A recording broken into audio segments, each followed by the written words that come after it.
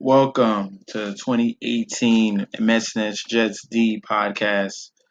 I'm back for this 2018 season. I gave you almost every week of 2017 for the DraftKings Sunday slate, and I'm going to come back with you for the 2018 season. Let's get right into it. I'm really ready. Finally, thankful that football is finally back, and they gave us a great Sunday slate with tons and tons of chalk, and I'm trying to avert that chalk for you guys, help you get these plays that can get you to the top of GBP tournaments and without taking on massive chalk like Alvin Kamara. So let's start with my first position at quarterback. Um, everyone's going with Alvin Kamara, but the way I see it in this game, I think Drew Brees is going to be a great option at the quarterback position. So Alvin Kamara is not going to get totally leaned on. He's not going to get 30, 35 touches. He's going to see 20. But the way to beat this Tampa Bay defense, and I can show you right here in Football Outsiders DVOA rankings, is if you go right here, Tampa Bay against the pass, they are they are 30th ranked right there. So we have an injured backfield for the Saints. They're missing their lead number one back, and you get Drew Brees against a 30th ranked pass defense who's already is already hampered in secondary with Brent Grimes being out. So you got two backups coming in as well to help Vernon Hargraves, and that just leaves like the opportunity for Drew Brees to totally go off. He didn't have four touchdowns in any game last year. If you see this column right here, the TD column all the way down. Um, but I feel like this year he can have it week one. Okay.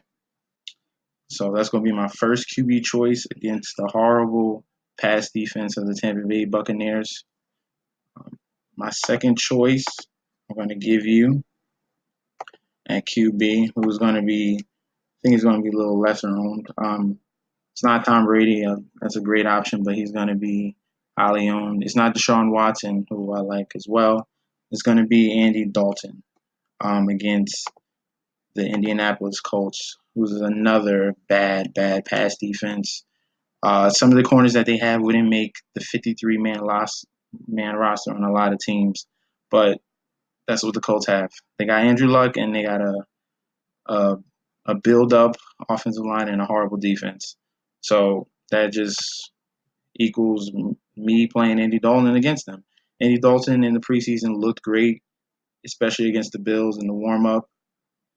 And I think that he's back for this season. Everyone's healthy. He finally gets Eifert back. AJ Green and now Mixon is the focal point in the run game and pass game. Mixon is going to be used in as a receiving option. So I really like Andy Dalton against the Indianapolis Colts. Last year he had 18.72. Let's see if he faced them a second time.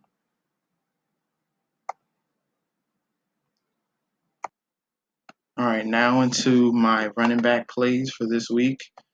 So those are the two quarterbacks that I really like, Brees and Dalton, and now running backs. My number one, well, not like 1A choice, I would say. This week I'll be going with Melvin Gordon. Now everyone's going to choose Kamara. They're going to go with James Conner. They might go with Rex Burkhead. But one of my favorite choices this week is Melvin Gordon against this porous Kansas City defense, who has lost a number of players on the defensive side. So as you can see, last time he faced Kansas City in Week 15, Melvin Gordon had 28.9 DK points. This is the focal point of their offense. They're going to use. He is a lead back in the upper echelon, like a Todd Gurley, Johnson, or Le'Veon Bell, who gets used numerous times rushing the ball and in the receiving game. So I expect the same this year, especially against a division opponent. And the next reason why I love Melvin Gordon is because he's going against the 28th ranked run defense, and it didn't get no better. Melvin Gordon is a great option to have at 6,800.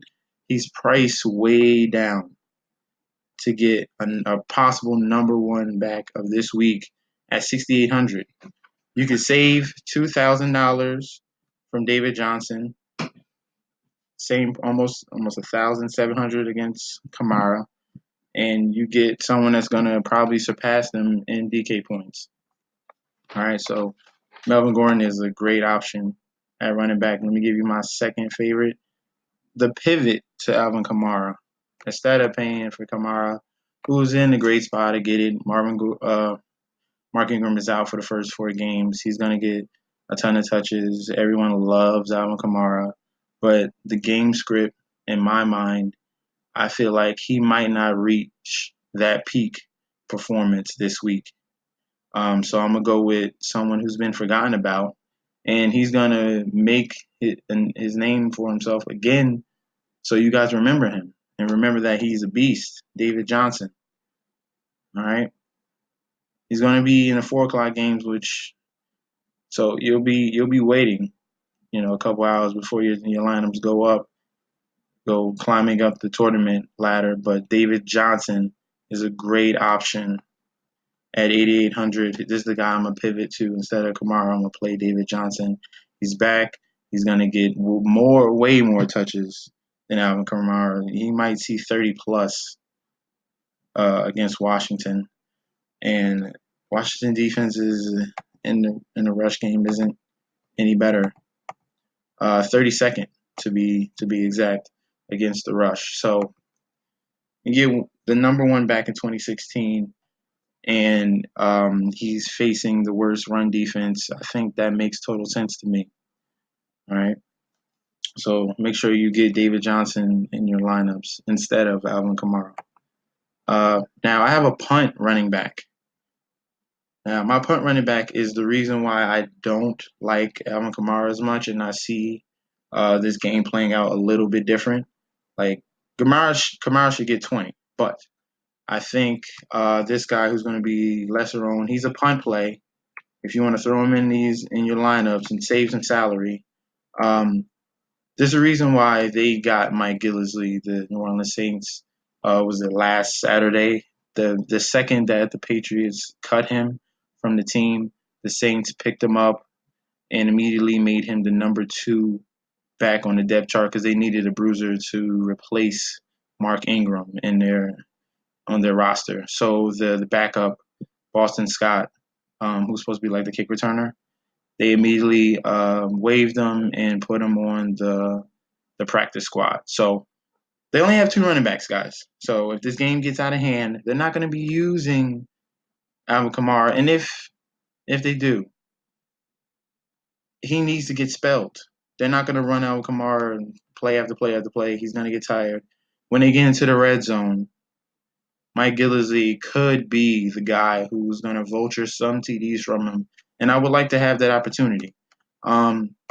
He has potential. Last year in week 1, it happened to be for New England, but he took advantage of his opportunity. He got 15 rushes for 45 yards and 3 touchdowns.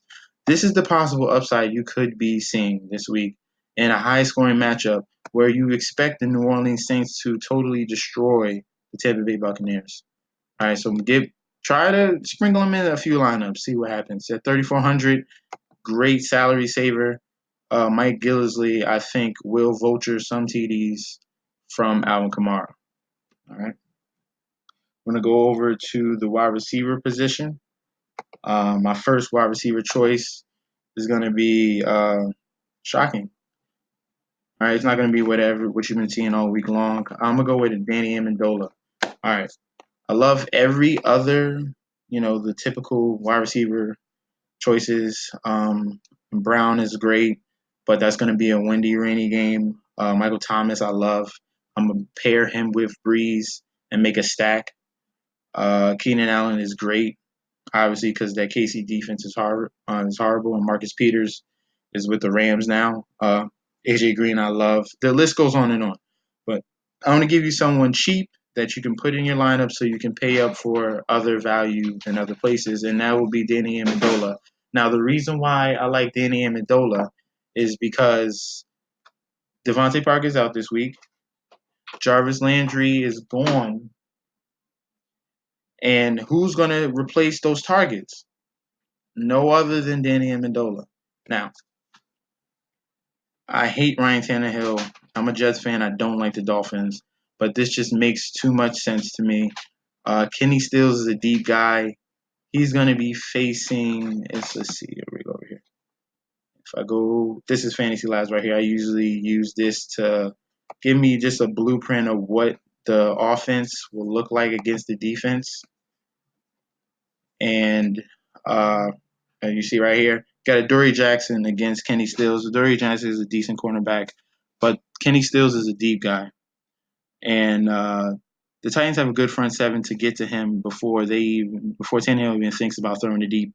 Albert Wilson is not good. I don't know why they paid him that much money. And he's going against Malcolm Butler. That's crazy. Now, the main cog in here, and if you want to move chains for the Dolphins, is going to be Danny Amendola against Logan Ryan. And that's a very winnable matchup for him. And I expect him to get 7, 8, 9 targets. He's going to take advantage of that. I really believe in Danny Amendola this week and possibly boosting your lineups up. All right. So we're going to go to my second option at wide receiver. That's going to be Emmanuel Sanders. Now, this guy in season long, I had to make sure I got him in as many leagues as I could. He was going around 5th, 6th round in drafts. And the reason why I love him for his season long and for this week is because the new quarterback for the Denver Broncos is Case Keenum. Now, Case Keenum last year had a favorite wide receiver, and that was Adam Thielen, and that's a slot guy. So Case Keenum leaves the Vikings and goes to Denver Broncos, and who happens to be the slot guy in Denver, and that's Emmanuel Sanders. He made a point of that in the preseason, as you saw in week 3 preseason, as he got like 9 targets. He was getting targeted crazy, Emmanuel Sanders. And it just seems to follow wherever he goes. He just loves the slot receiver in any offense, Case Keenum. So I'm going to roll with Case Keenum against a horrible Seattle defense who's lost countless numbers of safeties and corners. No Sherman. List goes on and on. Earl Thomas is going to be back, but he might be slowed down. But this Seattle defense is nowhere near what they were 2-3 years ago. I don't preferably like the stack, but Sanders can definitely go for 9 targets, probably 7 catches, 100 yards, and a touchdown this week against Seattle. I just really see no problem in them passing on Seattle defense at all. My next option, we're going to move to the tight end position. All right. We got Gronkowski, of course. He's high priced. He is $6,900. Delaney Walker's in a great spot. I love him. Jordan Reed is going to be chalky from what everyone else says because he's finally healthy and he has the upside to be a top 3 tight end. Jack Doyle has a great matchup, but he shares with Eric Ebron, so you're kind of like flipping a coin of which one's going to get that touchdown. I'm going to go with my guy and some exposure finally to this one of these high-scoring games with that Houston-New England game, and I'm going to go with Ryan Griffin. He is the tight end for the Houston Texans. They have no one else. And what Bill Belichick likes to do is take your favorite receiver and he's going to take away, well, try his best to take away DeAndre Hopkins. And that's going to leave targets for Will Fuller, who I like, who I would pair with Deshaun Watson, and Ryan Griffin. As you can see, the last time they faced the New England Patriots, Ryan Griffin in week 3 had his best week of the season. It was 17.1 points. He had 5 catches, 61 yards, and a touchdown. I expect the same because it's going to be the same scheme that Bill Belichick is going to instill this week. Take away your best option and you figure out the rest.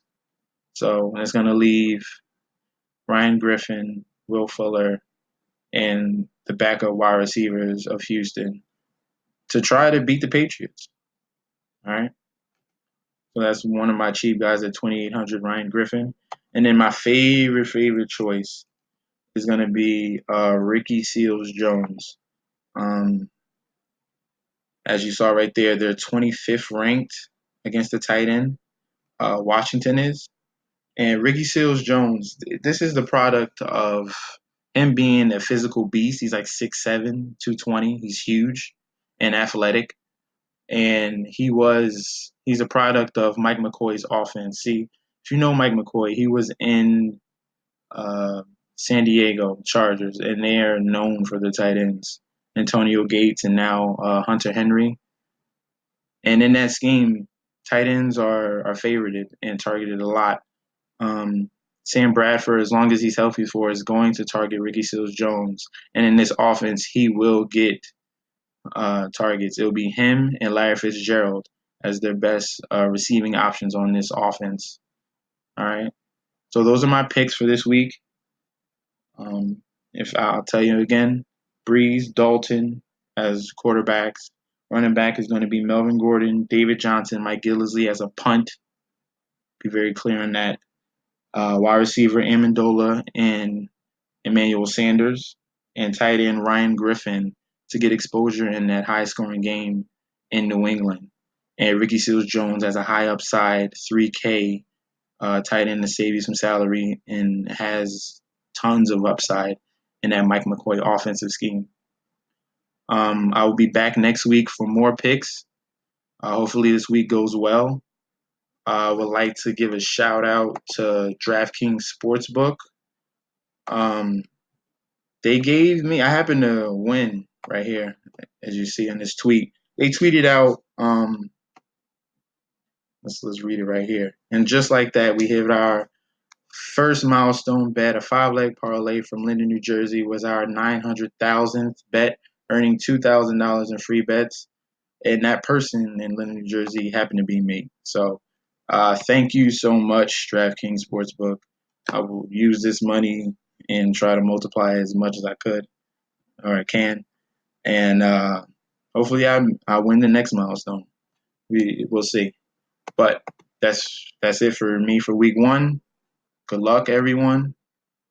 And see you next week.